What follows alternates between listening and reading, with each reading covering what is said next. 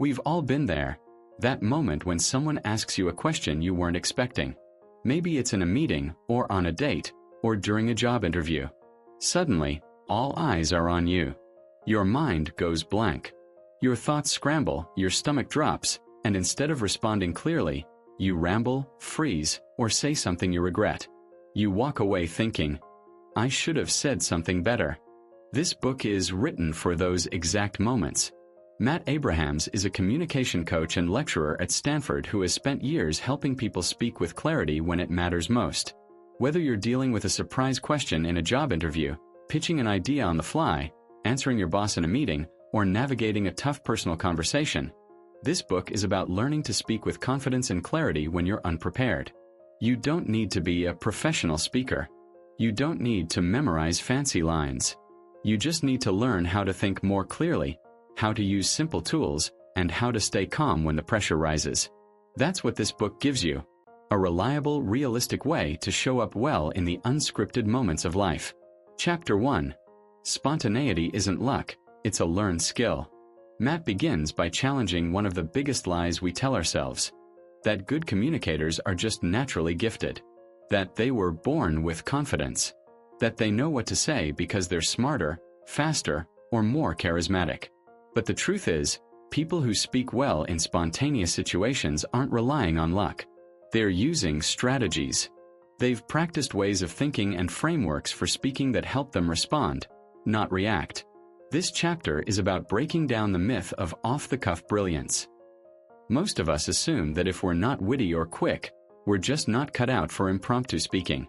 But Matt makes it clear, anyone can learn to speak well in the moment. The secret isn't having the right words ready. It's having the right mindset. What trips people up the most isn't a lack of ideas. It's fear. Fear of sounding dumb. Fear of saying the wrong thing. Fear of judgment. When we're nervous, our brains tighten. We overthink, self-edit, and eventually go blank. That's when we either say too little or start rambling just to fill the silence. Matt's approach is simple and freeing. Stop trying to be perfect and start focusing on being present. When we let go of the pressure to say the smartest thing, we make space to say the clearest thing. He shares stories from clients across different industries. Executives, engineers, teachers, who went from terrified to confident just by shifting how they prepared for unscripted moments. The deeper insight in this chapter is that preparation isn't about rehearsing lines. It's about practicing how to respond. And you can practice thinking under pressure, just like you'd practice a sport or an instrument. Once you understand that, you stop seeing spontaneous speaking as a talent you're either born with or not, and start seeing it as a skill you can build. Lesson: spontaneous communication is not about being clever. It's about being clear and present. The more you accept that you won't always say the perfect thing, the more you'll free yourself to say the honest thing. That's what people connect with. Spontaneous speaking isn't a moment of magic. It's a muscle you can train. Try this. Next time you're caught off guard in a conversation, take a breath and remind yourself, you're not here to impress. You're here to connect. Focus less on getting it right and more on making sense. With that mindset, your brain calms down and your best thinking shows up. Chapter 2. Simple speaking structures that make you smarter. In this chapter, Matt introduces what might be the most powerful tool in the book: structure. When you're asked to speak in a moment, whether you're answering a question, offering feedback, giving an update, or sharing an opinion, your thoughts can feel like a messy pile of ideas. You might have something to say, but you don't know where to start, what order to go in, or how to land the message. That's where structure saves you. Matt explains that structure doesn't make you sound stiff, it helps you sound clear. When your brain is under pressure, structure gives you a path to follow. Instead of grasping for words, you just follow the framework. Think of it like a mental map. And the best part: these structures are simple enough to remember but flexible enough to use in any situation. One of the first structures he shares is called What, So What, Now What. It's a three-part flow that helps you quickly answer questions or give updates. You start by stating what's happening or what you want to say. Then you explain why it matters, that's the so what. Then you end with the now what comes next, what action should be taken, or what this means moving forward. This structure is clear, direct, and makes your message easy to follow. Another useful structure is problem, solution, benefit. This one's great for offering suggestions, handling objections, or pitching ideas. You start by naming the issue, then offer your solution, and then explain why it helps. It turns your response into something useful and focused, instead of a vague opinion. A third structure is past, present, future. This one adds a sense of story or progress to your message. You start by describing how things used to be, then explain where things are now, and finally describe what's coming next. It's a great way to give updates, describe change, or share a vision. Matt emphasizes that these structures don't limit what you say, they guide it. They give your brain something to hold on to, so you're not lost in the moment. And they help your audience follow you easily, which makes your message more memorable. He also points out something crucial. You don't have to pick the perfect structure for each situation. Just picking one and following it is better than trying to freestyle your way through pressure. Over time, using these structures becomes second nature, and your confidence grows with each use. Lesson: structure is your secret weapon in moments of pressure. It gives you clarity, helps you organize your thinking, and keeps you from spiraling or rambling. When you know how to shape your message, you can speak with more control, even if you're nervous. Clarity beats cleverness every time. Try this. Pick one structure. Maybe what, so what, now what, and practice using it in everyday conversations. Try it when someone asks you how your day was, or what you think about a project, or how to fix something. The more you practice with low-stakes moments, the more natural it'll feel when the stakes are higher. End of part 1. Where you are now. Let's pause here and look at what you've already gained. You've learned that spontaneous speaking isn't a talent. It's a skill. You've seen that preparation doesn't mean memorizing answers, but practicing how to respond. You've discovered that letting go of perfection is the first step toward being present. And you've learned that simple structures can help you speak clearly, confidently, and calmly when the pressure's on. This is just the foundation, and it's already powerful. Because once you understand that you don't need to be perfect to speak well, everything starts to shift. You stop judging yourself. You start focusing on the moment. And when you do that, you not only talk smarter, you think smarter too. In the next chapters, we'll go deeper.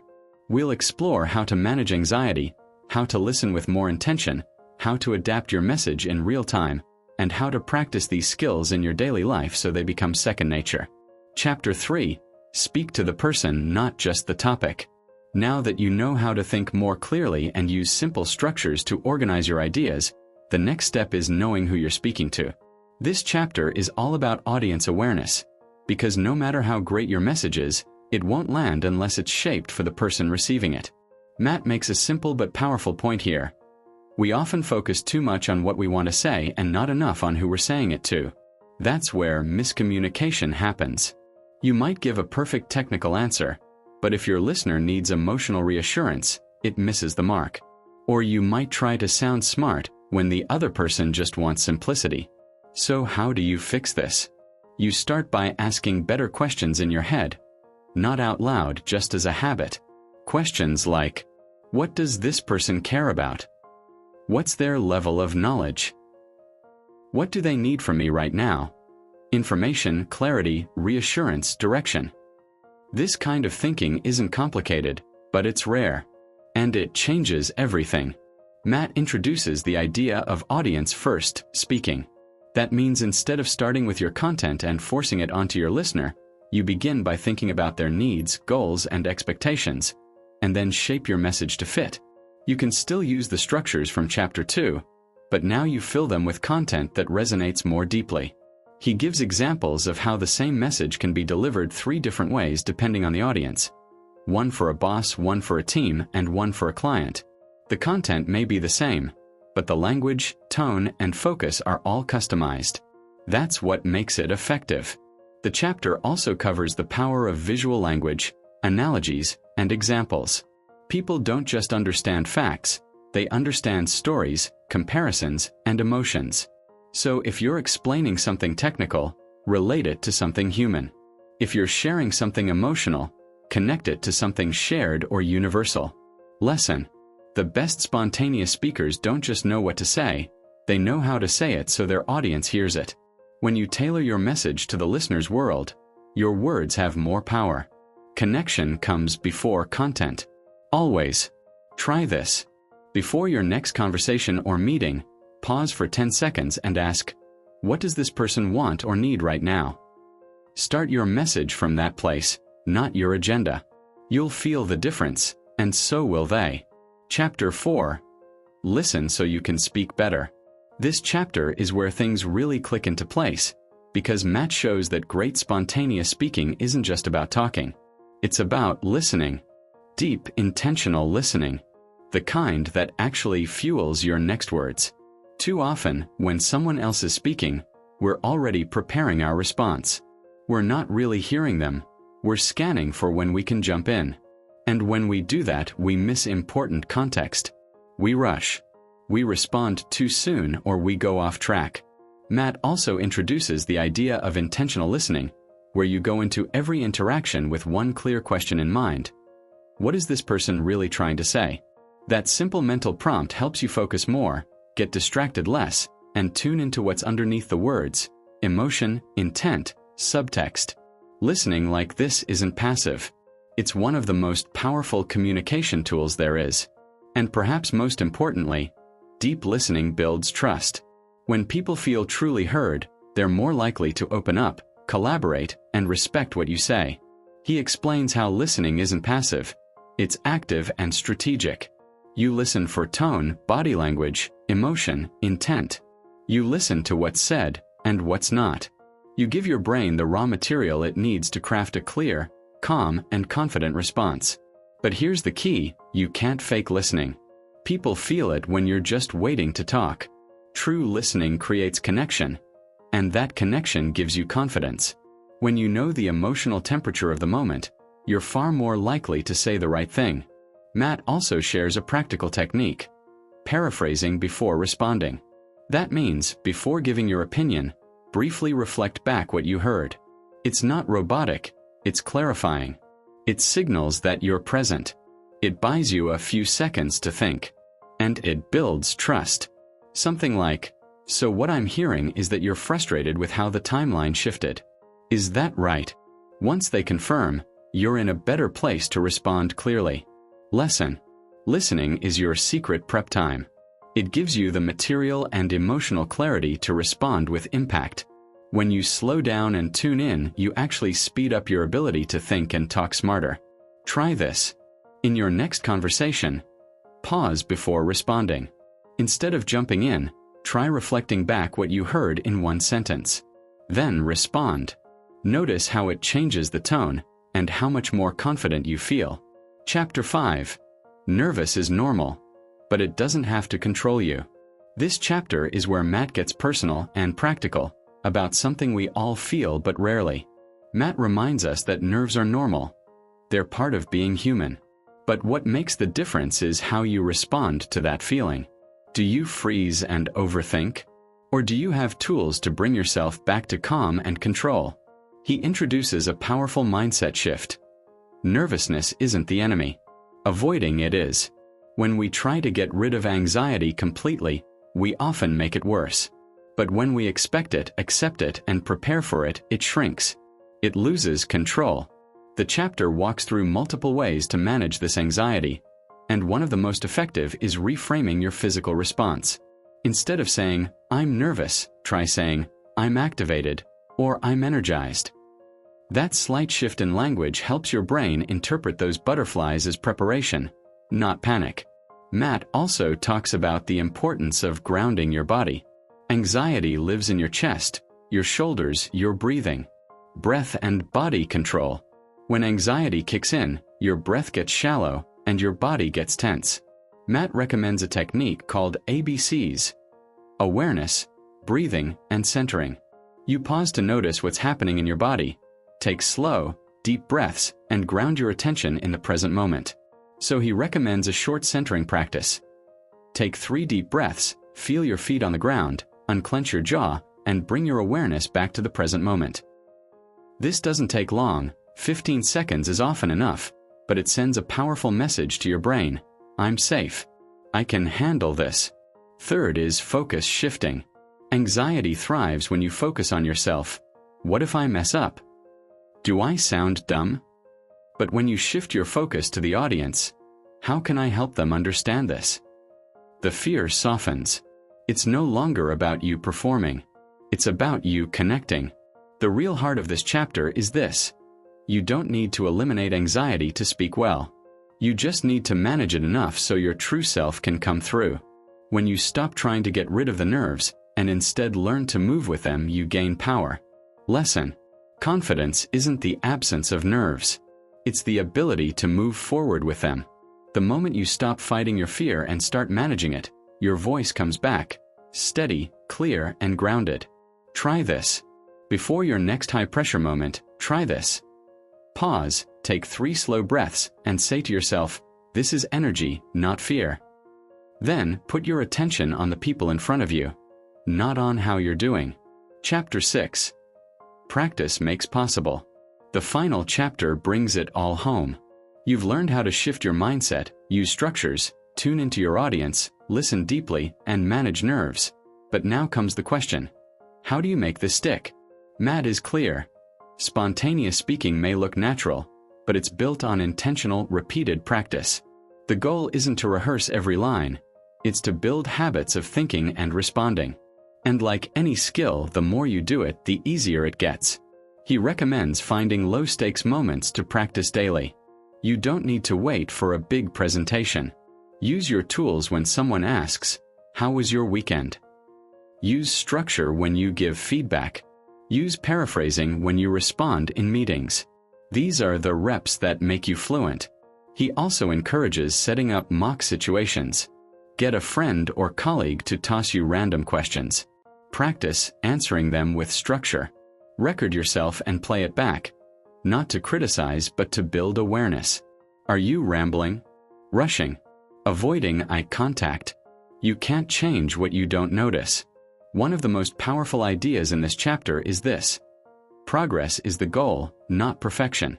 You don't need to become a TED speaker. You just need to get a little more clear, a little more calm, and a little more confident each time. That's how real change happens. Lesson: speaking in the moment is a trainable skill. You don't need to wait until you feel ready. You get ready by doing. The more you practice in everyday life, the more natural it becomes when the moment really counts. Try this. Each day this week, choose one moment, any moment, to practice spontaneous speaking. Use a structure. Listen deeply. Focus on connection. Then reflect. What worked? What felt off? What will I try differently tomorrow? Final advice: speak from the real you, and let that be enough. By now, you've walked through all 6 chapters of Think Faster, Talk Smarter. You've learned how to speak more clearly, think more quickly, and connect more deeply. Even when the moment is messy, high pressure, or completely unexpected. But let's step back and look at what this journey is really about. This isn't just a book about communication. It's a book about self-trust. About giving yourself permission to speak before you feel perfectly polished. About learning to breathe, pause, and speak your truth. Not the version you think people want, but the version that's honest, clear, and grounded in who you are. You don't need to sound like a TED Talk.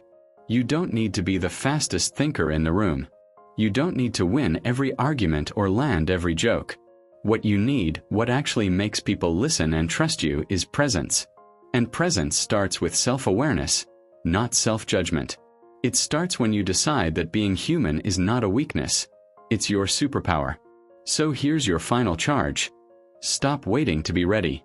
Stop waiting until you're 100% certain, until the nerves go away, until the right words appear like magic. You grow by doing. You speak better by speaking more, not by hiding. You'll still stumble sometimes. That's part of it. But the goal isn't perfection. It's progress. It's realness. It's connection. Every unscripted moment is an opportunity to show up, not with the perfect answer, but with your honest voice. That's what people respond to. That's what builds trust. That's what leadership, intimacy, influence, and impact are made of. So go out there and speak. Not to impress, but to express. Not to dominate, but to connect. And not because you're fearless, but because your message matters more than your fear. You're not here to perform. You're here to be heard. And you've got everything you need to do exactly that.